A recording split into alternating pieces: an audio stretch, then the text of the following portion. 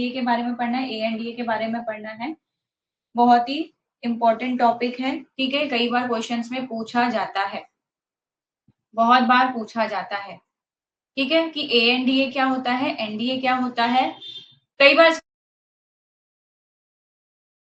Short note भी पूछा जाता है, अकेले एनडीए के बारे में क्वेश्चन पूछा जाता है, कभी कभी अकेले एएनडीए के बारे में क्वेश्चन पूछा जाता है। तो एनडीए जो होता है आपका न्यू ड्रग एप्लीकेशन होता है। जैसे कि मैंने आपको बताया, कोई भी ब्रांडेड ड्रग को अगर हमें मार्केट में लाना है, ठीक है, कोई भी न्यू ब्रांडेड ड्रग है उसको अगर हमको मार्केट में लाना है और उसके लिए जो हमको आवेदन देना पड़ता है, जो एप्लीकेशन देनी पड़ती है, उसको कहा जाता है न्यू ड्रग एप्लीकेशन, ठीक है। तो न्यू ड्रग एप्लीकेशन क्या हो गया, एक तरह का रेगुलेटरी सबमिशन है जो कोई भी फार्मास्यूटिकल कंपनी फाइल करती है रेगुलेटरी अथॉरिटी को, जब उसे अप्रूवल चाहिए होता है उस न्यू ड्रग को ह्यूमंस पे यूज करने के लिए, ठीक है। तो न्यू ड्रग एप्लीकेशन एक तरह का रेगुलेटरी सबमिशन है जिसे कोई भी फार्मास्यूटिकल कंपनी इंसानों पे इस्तेमाल करने के लिए, नई दवा को मार्केट में लाने के लिए, मंजूरी लेने के लिए नियम पदाधिकारी के पास फाइल करता है, ठीक है। ये कोई रिवीजन नहीं है, पिछली क्लास जो है बहुत ज्यादा लैग हो रही थी, वीडियो ऑडियो क्लियर नहीं था, उसमें तो मैं पूरा बेसिक ओवरव्यू भी दे चुकी थी, लेकिन फिर से पढ़ा रही हूँ क्योंकि अगर वो नहीं पढ़ पाए हो तो इसको पढ़ लो। पिछली क्लास में जैसे मैंने बताया, एनडीए का आपको फुल फॉर्म बताया था, न्यू ड्रग एप्लीकेशन होता है। एएनडीए का बताया था, एब्रीविएटेड न्यू ड्रग एप्लीकेशन होता है। एएनडीए जो है ब्रांडेड ड्रग्स के लिए होता है, एएनडीए जो है आपका जेनेरिक ड्रग्स के लिए होता है। होते दोनों ही आवेदन है ना, होते दोनों ही आवेदन है, ठीक है। लेकिन कौन कौन सी ड्रग के लिए कौन सा आवेदन होता है वो हम देख रहे हैं। जैसे ब्रांडेड ड्रग के लिए एनडीए होता है, न्यू ड्रग एप्लीकेशन होता है, ठीक है। और जेनेरिक ड्रग्स के लिए एब्रीविएटेड न्यू ड्रग एप्लीकेशन होता है। जैसे हम स्कूल में एप्लीकेशन लिखते थे, हमें छुट्टी चाहिए होती थी तो उसमें हम अपना पूरा रीजन लिखते थे कि हमें बुखार है, हम इतने दिन की छुट्टी चाहिए, हमारे यहाँ शादी है तो इतने दिन की छुट्टी चाहिए। तो उसी तरह से जब हम एनडीए का आवेदन लिखते हैं तो उसमें हमें बहुत सारी चीजें लिखनी पड़ती हैं जिसको हम की कंपोनेंट्स कहते हैं, यानी कि बहुत सारे सेक्शंस होते हैं, है ना। तो एनडीए जो सबमिट करते हैं उसमें कई सारे सेक्शंस होते हैं, यानी कई सारी जानकारी हमको लिखनी पड़ती है। जैसे सबसे पहले हमको एडमिनिस्ट्रेटिव और रेगुलेटरी इंफॉर्मेशन लिखनी पड़ती है, यानी कि प्रशासनिक और नियामक जानकारी हमको लिखनी पड़ती है।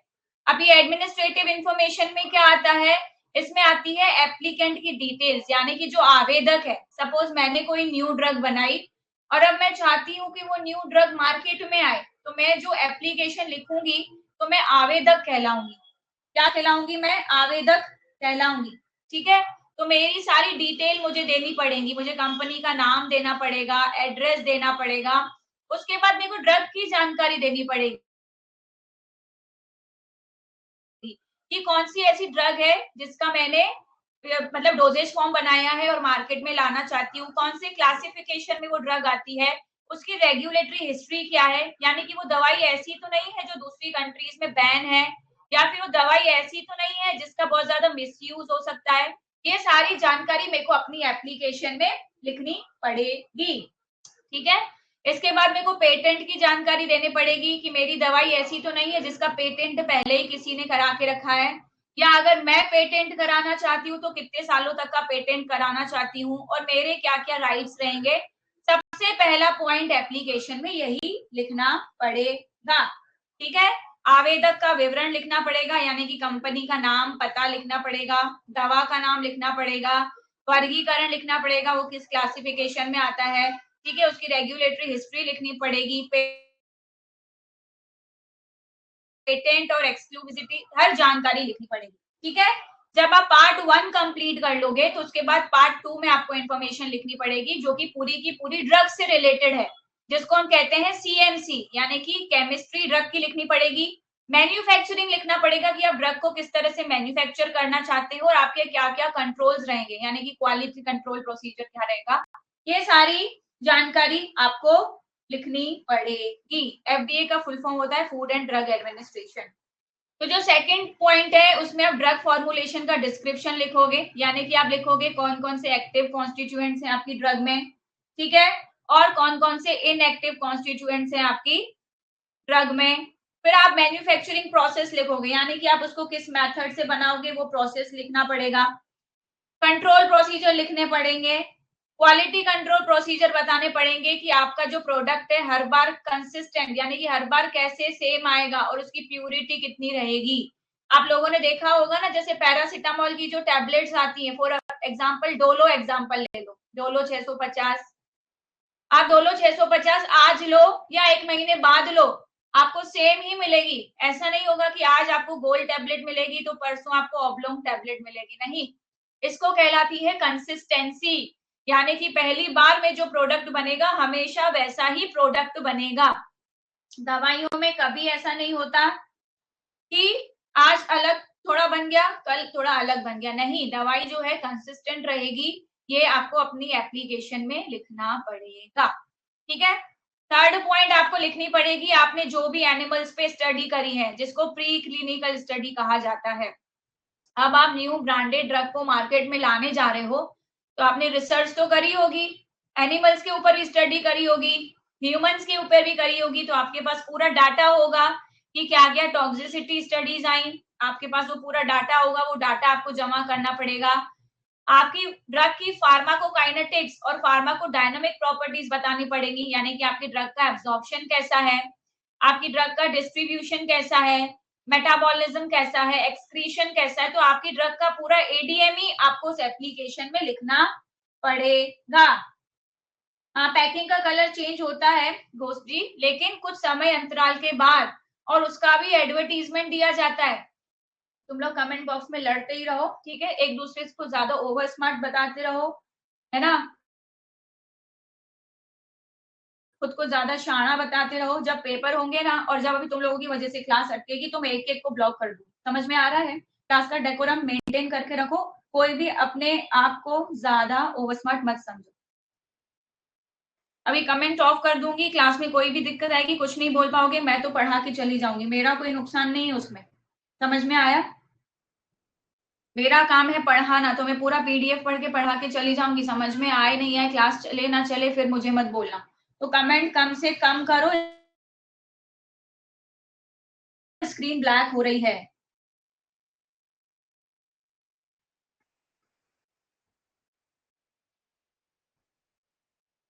ठीक है, तो जो भी प्री क्लिनिकल स्टडीज हैं, जो भी एनिमल के ऊपर की गई स्टडीज हैं, उसका पूरा डाटा हमको लिखना पड़ता है, ठीक है। जैसे कि पहले टॉक्सिसिटी स्टडीज बतानी पड़ती हैं कि हमारी ड्रग में इतना इतना टॉक्सिक लेवल आया है, ठीक है। उसके बाद हमको फार्माकोकाइनेटिक्स और फार्माकोडायनामिक प्रॉपर्टीज बतानी पड़ती हैं कि यानी हमारी ड्रग का एडीएमई ये है, हमारी ड्रग इस रेट पे एब्जॉर्ब होती है बॉडी में जाके, हमारी ड्रग यहाँ यहाँ इस टिश्यू में जाके डिस्ट्रीब्यूट होती है। उसके बाद हमारी ड्रग जो है इतने समय के बाद मेटाबॉलिज्म होके एक्सक्रीट आउट हो जाती है। यानी एनिमल्स के ऊपर आपने जो भी स्टडी करी, ठीक है, उसमें जो भी आपका रिपोर्ट आया, जो भी आपका डाटा आया, वो सारा आपको जमा करना पड़ता है, आपकी जो एनडीए की एप्लीकेशन है उसमें देना पड़ता है।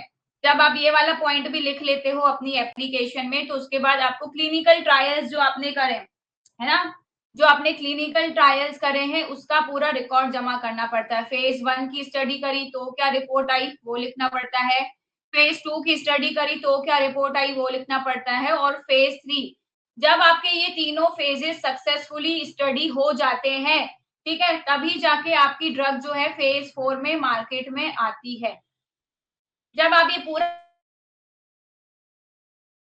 डाटा जमा कर दोगे, उसके बाद फिफ्थ पॉइंट आप जमा करोगे स्टैटिस्टिकल एनालिसिस रिपोर्ट, यानी कि आपकी ड्रग कितनी इफेक्टिव है वो वाला डाटा जमा करोगे, आपकी ड्रग कितनी सेफ है वो वाला डाटा आप जमा करोगे, ठीक है। इसके बाद आप जानकारी दोगे ड्रग लेबलिंग के बारे में और प्रिस्क्रिप्शन के बारे में, यानी कि आपको किस बीमारी में उस ड्रग को यूज करना है, वो इंडिकेशंस आप एप्लीकेशन में लिख के दोगे अपनी रेगुलेटरी अथॉरिटी को, कितना यूज करना है।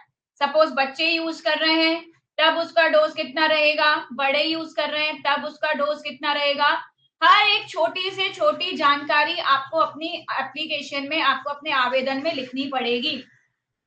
इसके बाद अगर आप ये दवाई ले रहे हो तो क्या क्या वार्निंग्स हैं, यानी क्या क्या चेतावनियां हैं, क्या क्या सावधानियां बरतनी है, क्या क्या कॉन्ट्रा इंडिकेशन हो सकते हैं, यानी कि उस दवाई के साथ आपको कौन सा खाना नहीं खाना है, कौन सा ड्रिंक नहीं लेना है, मतलब दूध वगैरह नहीं पीना है, क्या नहीं पीना है, ठीक है। तो ये सारी चीजें, ये सारा डिटेल आपको अपनी एप्लीकेशन में लिख के जमा करना पड़ेगा, ठीक है। जब आप ये सारी चीजें, ये सारी एप्लीकेशन में डिटेल इंफॉर्मेशन लिखते हो, सारे रिस्क के बारे में बताते हो, फिर आपकी ड्रग आती है मार्केट में जिसको फेज 4 कहा जाता है ना। तो फेज 4 के लिए आपका क्या प्लान है, यानी आप कौन कौन सी कंट्री में अपनी दवाई बेचना चाहते हो। पहले इंडिया में ही बेचना चाहते हो, इंडिया में भी किन शहरों में बेचना चाहते हो वो आपको बताना पड़ता है। तो जो भी ज्ञात या जोखिम संभावना है उनका विवरण आपको करना पड़ता है। पोस्ट मार्केटिंग के अध्ययन के लिए जो भी योजनाएं हैं वो आपको बतानी पड़ती है। इतना आपको एनडीए के बारे में लिखना जरूरी है। मैं आपको शॉर्ट में रिवाइज करा देती हूँ क्योंकि बीच में स्क्रीन ब्लैक हो गई थी। एनडीए के बारे में आपको लिखना पड़ेगा कि एनडीए जो है हमारा न्यू ड्रग एप्लीकेशन होता है। ठीक है, रिवाइज कर रहे हैं, ब्लैक स्क्रीन की जो दिक्कत आ रही थी बीच में उसके कारण। एनडीए होता है न्यू ड्रग एप्लीकेशन। आप पॉइंट्स में इस तरह से लिख सकते हो, ये होता है आपके ब्रांडेड मेडिसिन के लिए। ठीक है, ये होता है आपके ब्रांडेड मेडिसिन के लिए। तो किसी को भी अगर ब्रांडेड मेडिसिन को मार्केट में लाना है तो अप्रूवल लेना पड़ता है। ठीक है, किससे, रेगुलेटरी अथॉरिटी से। किससे अप्रूवल लेना पड़ता है, रेगुलेटरी अथॉरिटी से अप्रूवल लेना पड़ता है ब्रांडेड ड्रग को मार्केट में लाने के लिए। तो इसके लिए कुछ इंफॉर्मेशन जमा करनी पड़ती है जिसको हम की कंपोनेंट्स कहते हैं। तो की कंपोनेंट्स में सबसे पहली जो इंफॉर्मेशन आती है वो आती है एडमिनिस्ट्रेटिव इंफॉर्मेशन। ठीक है, क्या आती है, एडमिनिस्ट्रेटिव इंफॉर्मेशन आती है। एडमिनिस्ट्रेटिव इंफॉर्मेशन में जो भी आवेदक है यानी जो भी एप्लीकेंट है उसका पूरा नाम, कंपनी का नाम, एड्रेस, ये सारी जानकारी आपको देनी पड़ती है। ठीक है, उसके बारे में आपको ड्रग का सीएमसी बताना पड़ता है, यानी कि ड्रग की केमिस्ट्री बतानी पड़ती है आपको कि ड्रग का केमिकल नेचर कैसा है, कौन से क्लासिफिकेशन की है। ठीक है, उसका मैन्युफैक्चरिंग प्रोसेस बताना पड़ता है आपको कि आप उसको मैन्युफैक्चर किस तरीके से करोगे। और थर्ड सी होता है कंट्रोल, इसके बारे में आपको बताना पड़ता है। ये 2 पॉइंट के बाद थर्ड पॉइंट जो आपको बताना पड़ता है इसमें न्यू ड्रग एप्लीकेशन में, वो आपको बताना पड़ता है प्री क्लिनिकल स्टडीज के बारे में। प्री क्लिनिकल स्टडीज यानी कि आपने जो एनिमल के ऊपर स्टडीज करी है ना। तो एनिमल के स्टडीज के दौरान आपका जो भी टॉक्सिकोलॉजी स्टडीज आई है, जो भी टॉक्सिसिटी स्टडीज का डाटा आया है वो सारा डाटा आप जमा करोगे। ठीक है, इसके साथ साथ आपका एनिमल्स के ऊपर आपका फार्माकोकाइनेटिक्स और फार्माकोडायनामिक स्टडीज का जो रिपोर्ट आया है जिसको हम शॉर्ट में एडीएमई कहते हैं, यानी कि ड्रग का एब्जॉर्प्शन, ड्रग का डिस्ट्रीब्यूशन, ड्रग का मेटाबॉलिज्म,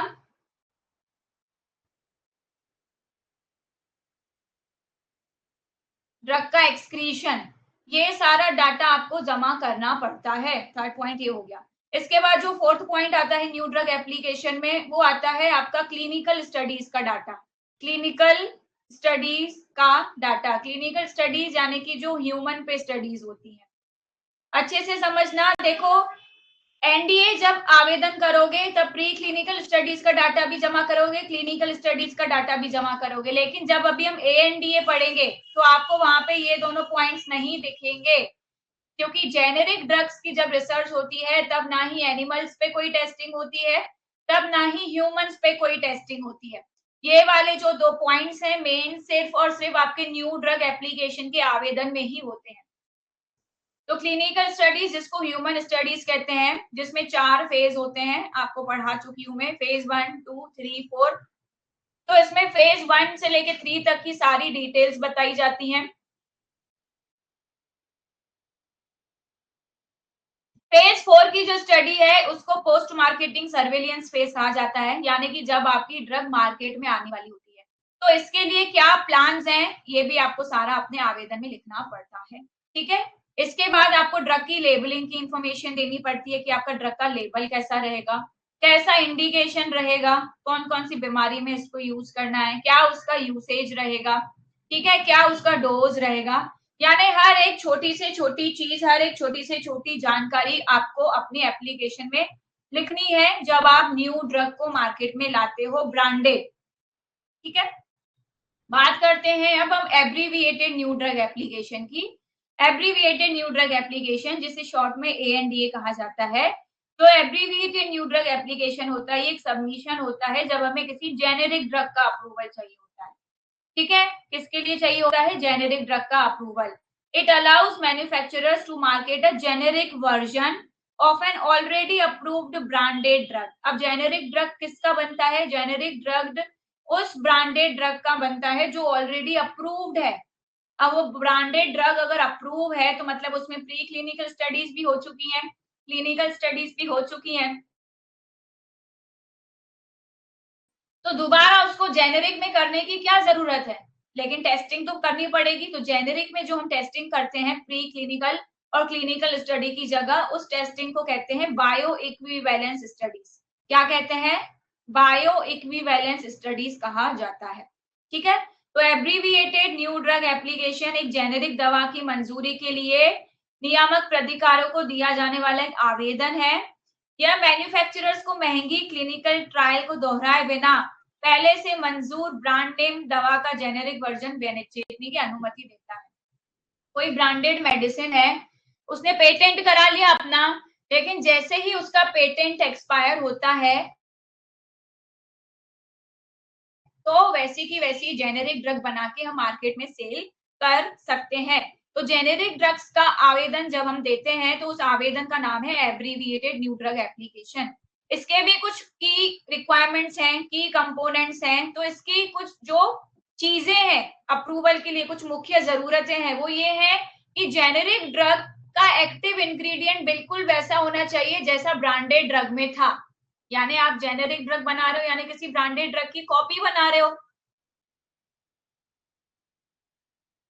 तो अगर ब्रांडेड ड्रग में पैरासिटामोल है तो आपको जेनेरिक ड्रग में भी पैरासिटामोल ही लेना पड़ेगा। अगर ब्रांडेड ड्रग में एस्पिरिन है और आप उसकी कॉपी बना रहे हो तो आपको जेनेरिक में भी एस्पिरिन ही लेना पड़ेगा। तो सबसे पहला इंपॉर्टेंट पॉइंट यही है कि एक्टिव इंग्रेडिएंट सेम होना चाहिए आपके जेनेरिक ड्रग का। ठीक है, the generic drug must have same active pharmaceutical ingredient as the branded drug. यानी कि ब्रांडेड दवा जैसा ही आपका एक्टिव फार्मास्यूटिकल इंग्रेडिएंट होना चाहिए। आप लोग चाहो तो एग्जांपल बना के लिख सकते हो। If branded drug contains aspirin, so generic drug also contains aspirin, ऐसा लिखो।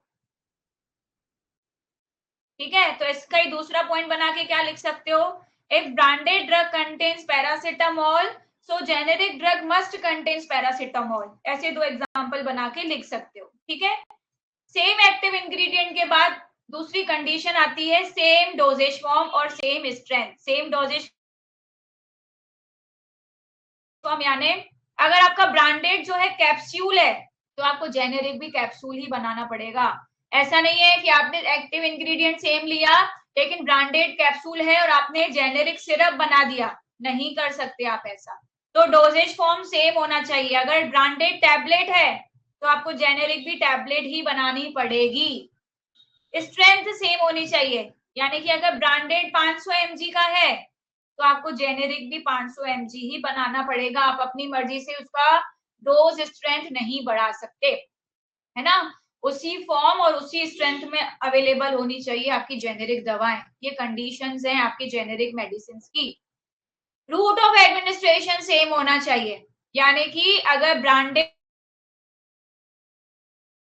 है ओरल रूट से ले रहे हैं तो जेनेरिक भी ऐसा होना चाहिए कि आप उसको ओरल रूट से ही लो। ठीक है, आप रूट ऑफ एडमिनिस्ट्रेशन चेंज नहीं कर सकते। फिर बात आती है बायो इक्विवेलेंस डाटा की। ठीक है, बायो इक्विवेलेंस डाटा की बात आती है। It must show that generic drug works the same as the branded drug in the body. अब मैंने आपको बताया कि जेनेरिक ड्रग्स में प्री क्लिनिकल स्टडीज नहीं होती हैं, क्लिनिकल स्टडीज नहीं होती है, इसलिए जेनेरिक ड्रग्स में होती है बायो इक्विवेलेंस स्टडीज। याद रखना ये 1 मार्क क्वेश्चन में पूछा जाता है कि जब हम ANDA फाइल करते हैं तो उसमें कौन सा डाटा देखा जाता है, कौन सी स्टडीज देखी जाती है, या फिर जेनेरिक ड्रग्स के लिए जो हम स्टडी करते हैं तो कौन सी स्टडी करते हैं, तो हम करते हैं bio equivalence study. Bio equivalence study क्या होती है? ये ऐसी स्टडी होती है जिसमें हम देखते हैं कि जेनेरिक ड्रग बिल्कुल वैसे ही काम कर रही है जैसे ब्रांडेड ड्रग कर रही है। Generic drugs works as the same as the branded drug does, है ना। बायो इक्विवेलेंस डाटा में यह दिखाना होता है कि जेनेरिक दवा शरीर में ब्रांडेड दवा की तरह ही काम कर रही है। जनरली हम इसमें फार्माकोकाइनेटिक स्टडीज करते हैं, यानी कि ड्रग का एडीएमई देखते हैं। लास्ट कहा जाता है कि इसके इंडिकेशंस और लेबलिंग बिल्कुल ब्रांडेड जैसा होना चाहिए, है ना। यानी कि अगर ब्रांडेड दवा को हम बुखार के लिए यूज कर रहे हैं तो जेनेरिक दवा भी बुखार के लिए ही यूज होगी। जो इंस्ट्रक्शंस, जो वार्निंग ब्रांडेड के लेबल पे लिखे रहेंगे वही जेनेरिक के लेबल पे भी लिखे होने चाहिए, ठीक है। लेकिन मैन्युफैक्चरर की डिटेल अलग रहेगी, क्योंकि ब्रांडेड वाले की कंपनी अलग है, उसका एड्रेस आप नहीं ऐड कर सकते। आपका जो भी मैन्युफैक्चरर का एड्रेस होगा, डिटेल होगा, वो आप ऐड कर सकते हो, ठीक है। ये डिफरेंस है एनडीए में और एएनडीए में, जो कि बहुत ही इंपॉर्टेंट है, ठीक है। कई बार शॉर्ट नोट में पूछा जाता है, कई बार लॉन्ग में पूछा जाता है। तो एनडीए तो हमने रिवाइज कर दिया, मैं आपको एएनडीए एक बार रिवाइज कराती हूँ, उसके बाद हम लोग क्लास फिनिश करते हैं, क्योंकि हमने 3:30 बजे फिर से क्लास शुरू। ठीक है, तो किसी को भी कुछ डाउट हो तो आप कमेंट बॉक्स में पूछ सकते हो। तब तक मैं एएनडीए को आपको रिवाइज कराती हूँ कि एएनडीए क्या होता है। एएनडीए बेसिकली होता है हमारा, ANDA is abbreviated new drug applications, जो कि जेनेरिक मेडिसिन के लिए होता है, ठीक है। जेनेरिक मेडिसिन का अगर हमको अप्रूवल चाहिए होता है तो उसके लिए एएनडीए फाइल हम करते हैं। किसके पास करते हैं? रेगुलेटरी ऑथोरिटी के पास करते हैं, ठीक है। नेहा, शेड्यूल एक्स के लिए मैंने एक शॉर्ट वीडियो और रील अपलोड किया है मेरे इंस्टा चैनल पे, आप चाहो तो देख सकते हो। और 3:30 बजे वाली क्लास भी चलेगी, और अब इसको रिवीजन होने दो, और इसके बाद जिसको जो पूछना है आप पूछ सकते हो, ठीक है। पहले ये रिवीजन हो जाने दो एक स्लाइड, इसके बाद जिसको जो पूछना है लास्ट के 5-10 मिनट दिए जाएंगे, पूछ लेना, ज्यादा ज्यादा टाइम बिल्कुल नहीं लेंगे, ठीक है। ब्रांडेड के लिए एक बार अप्रूवल ले लिया तो दोबारा क्यों लेना? एक बार अगर हमने ब्रांडेड का अप्रूवल ले लिया, हमको मिल गया, तो दोबारा क्यों लेना?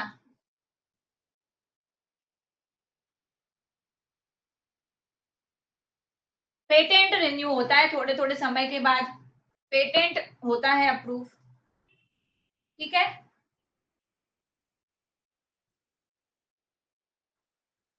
क्यों नहीं बनाना जेनेरिक? जेनेरिक तो बनेगा अगर कोई ब्रांडेड मेडिसिन है, मार्केट में आ रही है, बहुत महंगी है, और सरकार चाह रही है कि उसका सस्ता वर्जन बनाया जाए, तो जेनेरिक मेडिसिन तो बिल्कुल बनाई जाएगी,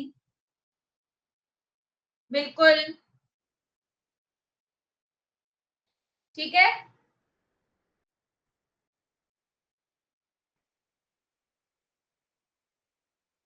क्योंकि जेनेरिक ज्यादा जो है सरकारी वाली, सस्ती वाली दवाइयां रहती हैं, जो ब्रांडेड में मेन मेन इंग्रेडिएंट्स रहते हैं उनका थोड़ा फॉर्म चेंज करके जेनेरिक मेडिसिन बनाई जाती है, साइड इफेक्ट्स कम होते हैं।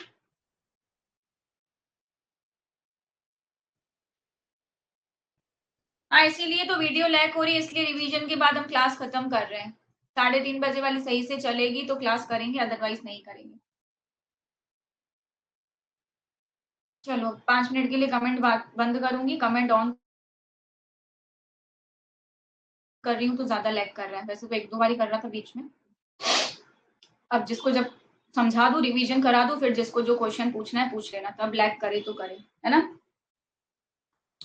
ठीक है, तो एएनडीए होता है हमारा जेनेरिक मेडिसिन के लिए। तो जेनेरिक मेडिसिन का जब हमको अप्रूवल चाहिए होता है तो उसके लिए जो हम आवेदन देते हैं उसको कहा जाता है एब्रीविएटेड न्यू ड्रग एप्लीकेशन, ठीक है। ये जो एब्रीविएटेड न्यू ड्रग एप्लीकेशन है, इसमें कुछ मेन चीजों की जरूरत होती है। सबसे पहला हमारा जो चीज होता है, रिक्वायरमेंट होता है कि एक्टिव इंग्रेडिएंट सेम होना चाहिए, है ना।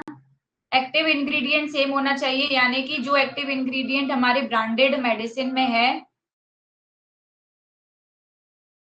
वही सेम एक्टिव इंग्रेडिएंट हमारे जेनेरिक मेडिसिन में होना चाहिए। सपोज अगर ब्रांडेड ड्रग में पैरासिटामोल है तो जेनेरिक भी हम पैरासिटामोल से ही बनाएंगे, ठीक है। दूसरा, एक्टिव इंग्रेडिएंट के बाद हमारा पॉइंट आता है सेम डोजेज होना चाहिए, है ना, सेम डोजेज होना चाहिए, सेम स्ट्रेंथ होना चाहिए। यानी कि अगर हमने ब्रांडेड 500 mg का बनाया है तो जेनेरिक भी हमको 500 mg का ही बनाना है। स्ट्रेंथ की बात हो रही है। और डोज अगर मैं कहूं कि अगर सपोज ये ब्रांडेड टैबलेट है तो जेनेरिक भी हमारा टैबलेट ही होना चाहिए, ब्रांडेड कैप्सूल है तो जेनेरिक भी हमारा कैप्सूल ही होना चाहिए। जो भी चीज ब्रांडेड में है जेनेरिक अगर आप बना रही हो तो वैसी की वैसी होनी चाहिए। ठीक है। इसके बाद रूट ऑफ एडमिनिस्ट्रेशन सेम होना चाहिए, ब्रांडेड जैसा ही होना चाहिए। ठीक। और इसके बाद बायो इक्विवेलेंस स्टडी हम देखते हैं। बायो इक्विवेलेंस स्टडी सबसे इंपॉर्टेंट पॉइंट है। बायो इक्विवेलेंस स्टडीज में हम देखते हैं कि जेनेरिक ड्रग, जेनेरिक मेडिसिन बिल्कुल वैसे ही काम कर रही है जैसे ब्रांडेड मेडिसिन कर रही है। और इसके बाद नेक्स्ट हम देखते हैं जो भी वार्निंग्स और इंडिकेशंस रहते हैं। ठीक है। तो वार्निंग और इंडिकेशंस जो है जैसा ब्रांडेड मेडिकेशंस में कहा गया है बिल्कुल वैसा ही जेनेरिक मेडिसिन में भी होना चाहिए। ठीक है। तो एनडीए और एएनडीए को आप लोग अच्छे से जरूर पढ़ें क्योंकि काफी इंपॉर्टेंट टॉपिक है। इसके बारे में 1 मार्क क्वेश्चन भी बनते हैं, जैसे मैं आपको बता चुकी हूँ, फुल फॉर्म पूछा जाता है।